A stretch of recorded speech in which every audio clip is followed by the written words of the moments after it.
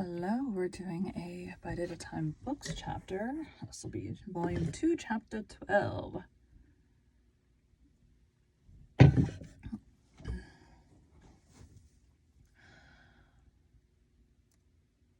Welcome to Bite at a Time Books, where we read your favorite classics one bite at a time. My name is Bree Carlisle, and I love to read, and wanted to share my passion with listeners like you. All of the links for our show are in the show notes. Today, we will be continuing Emma by Jane Austen. I didn't even check to see this needs to be a short chapter. All right, we're on volume 2, chapter 12. Let's see how long this is. Oh, pretty dang short. Okay.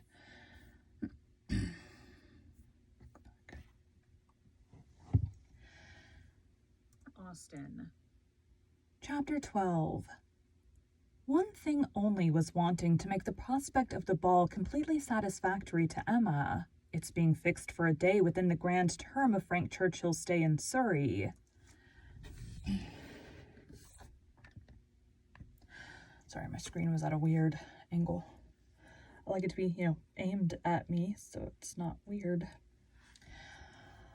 In Surrey.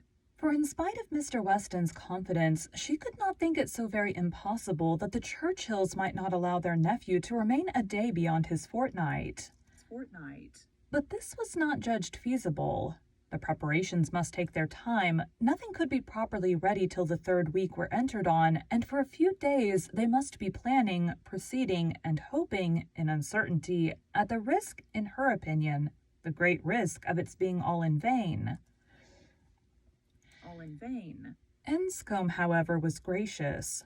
Gracious in fact, if not in word. His wish of staying longer evidently did not please, but it was not opposed. All was safe and prosperous, and as the removal of one solicitude generally makes way for another, Emma, being now certain of her ball, began to adopt as the next vexation Mr. Knightley's provoking indifference about it. Either because he did not dance himself, or because the plan had been formed without his being consulted, he seemed resolved that it should not interest him, determined against its exciting any present curiosity, or affording him any future amusement. To her voluntary communications, Emma could get no more approving reply than, "Very well, if the Westons think it worthwhile to be at all this trouble for a few hours of noisy entertainment, I have nothing to say against it, but that they shall not choose pleasures for me." "Oh, yes, I must be there. I could not refuse, and I will keep as much awake as I can, but I would rather be at home, looking over William Larkins's week's accounts. Much rather, I confess. Pleasure I see in dancing. Not I, indeed. I never look at it. I do not know who does. Fine dancing, I believe, like virtue, must be its own reward. Those who are standing by are usually thinking of something very different." This Emma felt was aimed at her, and it made her quite angry. It was not in compliment to Jane Fairfax, however, that he was so indifferent or so indignant. He was not guided by her feelings in reprobating the ball, for she enjoyed the... He was not guided by her feelings in reprobating the ball, for she enjoyed the thought of it to an extraordinary degree. It made her animated, open-hearted, she voluntarily said.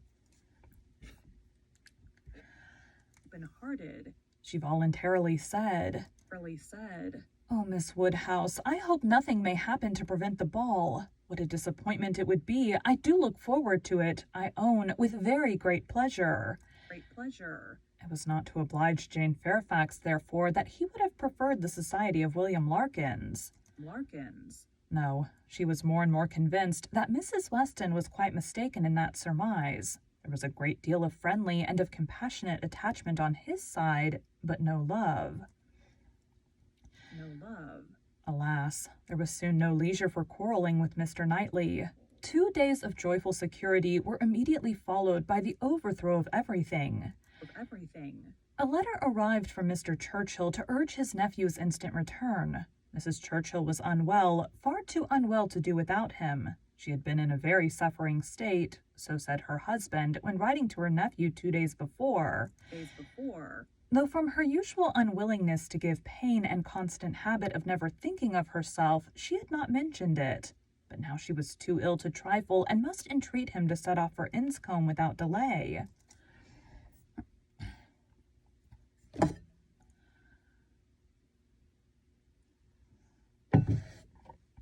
Without delay. The substance Without delay. The substance of this letter was forwarded to Emma and a note from Mrs. Weston instantly. As to his going, it was inevitable. He must be gone within a few hours, though without feeling any real alarm for his aunt to lessen his repugnance. He knew her illnesses. They never occurred but for her own convenience. I have a longer hair. My bangs, there it goes.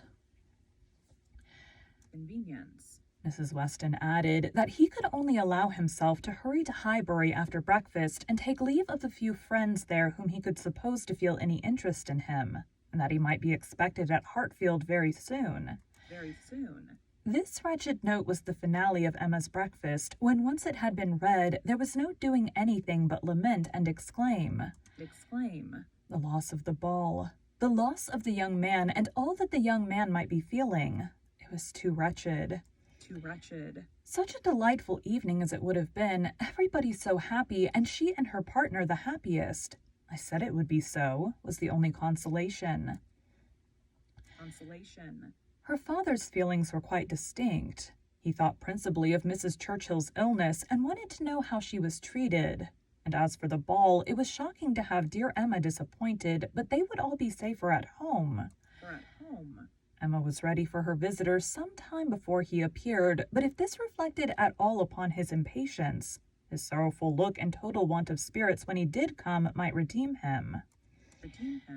He felt the going away almost too much to speak of it. His dejection was most evident. He sat really lost in thought for the first few minutes, and when rousing himself it was only to say, "Of all horrid things, leave-taking is the worst." "But you will come again," said Emma. "This will not be your only visit to Randalls." "Ah," shaking his head, "the uncertainty of when I may be able to return. I shall try for it with a zeal. It will be the object of all my thoughts and cares, and if my uncle and aunt go to town this spring, but I am afraid they did not stir last spring, I am afraid it is a custom gone forever. Our poor ball must be quite given up. Ah, that ball, why did we wait for anything? Why not seize the pleasure at once? How often is happiness destroyed by preparation? Foolish. Why not seize the pleasure at once? How often is happiness destroyed by preparation? Foolish preparation. You told us it would be so. Oh, Miss Woodhouse, why are you always so right? Indeed, I am very sorry to be right in this instance. I would much rather have been merry than wise. If I can come again, we are still to have our ball. My father depends on it. Do not forget your engagement." Emma looked graciously. "Such a fortnight as it has been," he continued, "every day more precious and more delightful than the day before. Every day making me less fit to bear any other place. Happy those who can remain at Highbury."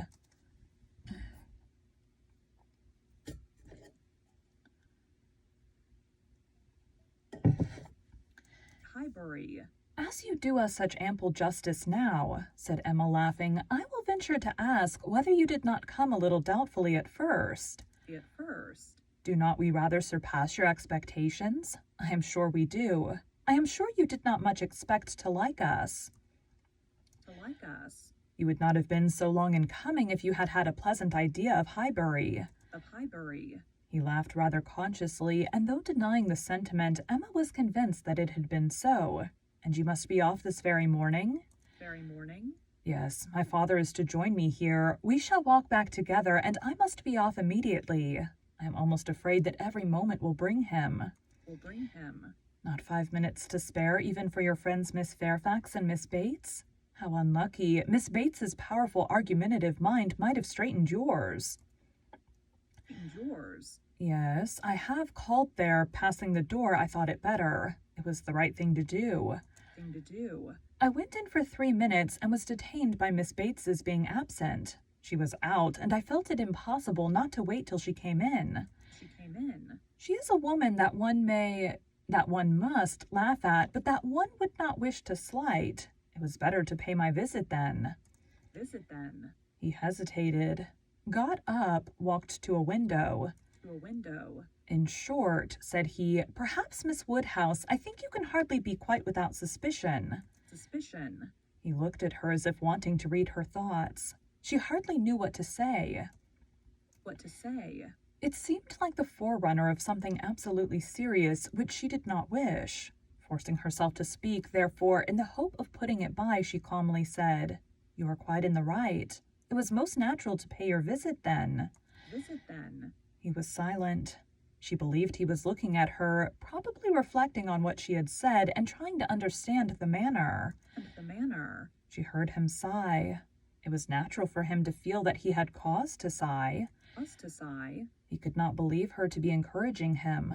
A few awkward moments passed, and he sat down again and in a more determined manner said, It was something to feel that all the rest of my time might be given to Hartfield. My regard from Hartfield is most... It was something to feel that all the rest of my time might be given to Hartfield. My regard for Hartfield is most warm. Most warm. He stopped again, rose again, and seemed quite embarrassed. He was more in love with her than Emma had supposed, and who can say how it might have ended if his father had not made his appearance? Mr. Woodhouse soon followed, and the necessity of exertion made him composed. A few minutes more, however, completed the present trial. Mr. Weston, always alert when business was to be done, and as incapable of procrastinating any evil that was inevitable as of foreseeing any that was doubtful, said it was time to go. Time to go. And the young man, though he might and did sigh, could not but agree to take leave. I shall hear about you all, said he. That is my chief consolation. I shall hear of everything that is going on among you. I have engaged Mrs. Weston to correspond with me. She has been so kind as to promise it. Oh, the blessing of a female correspondent when one is really interested in the absent. She will tell me everything. In her letters, I shall be at dear Highbury again.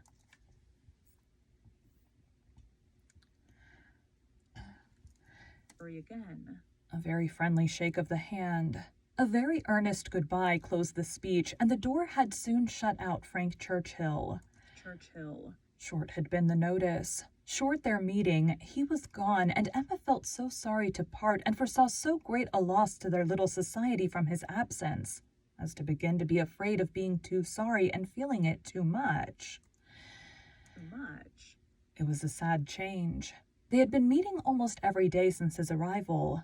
Certainly his being at Randalls had given great spirit to the last 2 weeks. Indescribable spirit. The idea, the expectation of seeing him, which every morning had brought. The assurance of his attentions, his liveliness, his manners. It had been a very happy fortnight, and forlorn must be the sinking from it into the common course of Hartfield days. To complete every other recommendation, he had almost told her that he loved her. What strength, or what constancy of affection he might be subject to was another point, but at present she could not doubt his having a decidedly warm admiration. A conscious preference of herself, and this persuasion, joined to all the rest, made her think that she must be a little in love with him in spite of every previous determination against it. I certainly must, said she. This sensation of listlessness, weariness, stupidity, this disinclination to sit down and employ myself, this feeling of everything's being dull and insipid about the house. I must be in love. I should be the oddest creature in the world if I were not, for a few weeks at least. Well, evil to some is always good to others. I shall have many fellow mourners for the ball, if not for Frank Churchill. But Mr. Knightley will be happy. He may spend the evening with his dear William Larkins now if he likes. He likes. Mr. Knightley, however, showed no triumphant happiness. He could not say that he was sorry on his own account. On account. His very cheerful look would have contradicted him if he had, but he said, and very steadily, that he was sorry for the disappointment of the others, and with considerable kindness added, Miss added. "You, Emma, who have so few opportunities of dancing, you are really out of luck. You are very much out of luck." Out of luck. It was some days before she saw Jane Fairfax, to judge of her honest regret in this woeful change. But when they did meet, her composure was odious. Was odious. She had been particularly unwell, however suffering from headache to a degree, which made her aunt declare that had the ball taken place, she did not think Jane could have attended it. Attended it. And it was charity to impute some of her unbecoming indifference to the languor of ill health.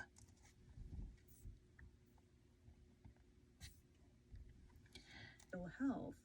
Thank you for joining Bite at a Time Books today, while we read a bite of one of your favorite classics. All of the links for our show are in the show notes. Show notes. We are part of the Bite at a Time Books Productions Network. If you ever wondered what inspired your favorite classic novelists to write their stories, what was happening in their lives or the world at the time, check out Bite at a Time Books, Behind the Story, Tuesdays wherever you listen to podcasts. Again, my name is Bree Carlisle, and I hope you come back tomorrow while we take the next bite of Emma. That was a shorter episode. Thanks, guys.